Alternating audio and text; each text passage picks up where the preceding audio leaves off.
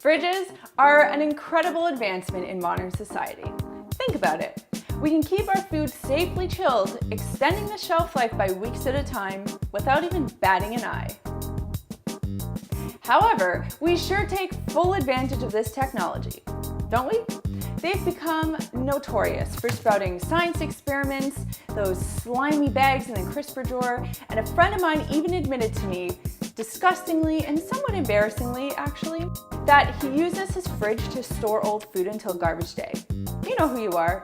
And yes, I did share your disgusting secret on YouTube. So, whether your fridge is housing biological hazards or next week's garbage, you need to free your fridge from the funk inside.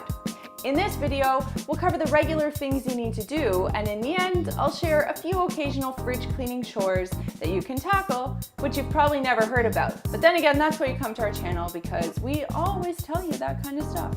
Well then, let's get to it. Start by removing items from the fridge, shelf by shelf. Have a garbage can, recycling bin, and the nose plugs nearby. This is the time where you pitch what you don't need. Check all expiry dates, do a smell test, and be realistic about this process. Get rid of the garbage. Clearing out the fridge is just as important as cleaning out the fridge. My rule of thumb, if you haven't used it in 6 months, it goes in the garbage. Next, if you can, remove each shelf and place them on top of your counter or stove. If you can't remove shelves, you'll simply have to wipe the top and the bottom by hand. Remove the crisper bins and place those on your countertop as well. If you can, remove the side shelves, exposing the door.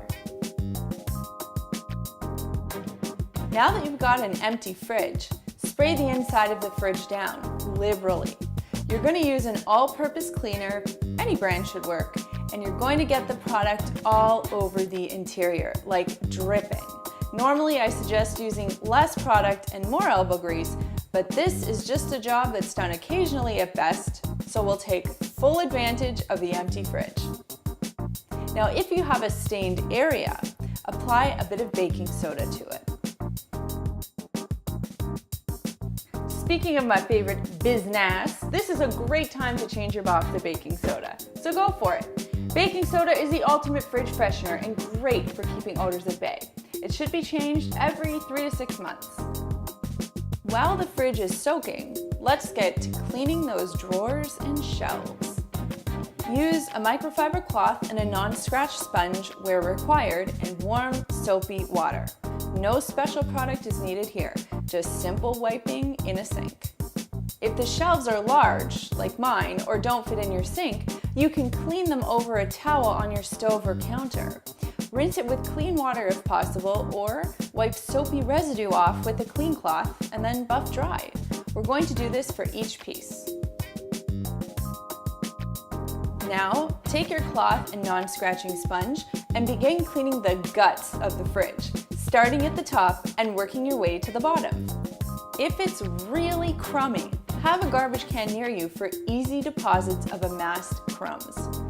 Wipe with a clean cloth to remove remaining residue. Something else you can try to keep your fridge smelling fresh is to take a little bit of vanilla extract, put it on a paper towel, and wipe the plastic lining of your refrigerator down. It will not turn your fridge brown, but it will leave it with an incredibly pleasant and fresh smell. Now, start putting this Mr. Potato Head back together, ideally with the right configuration, and then replace the foods where they belong.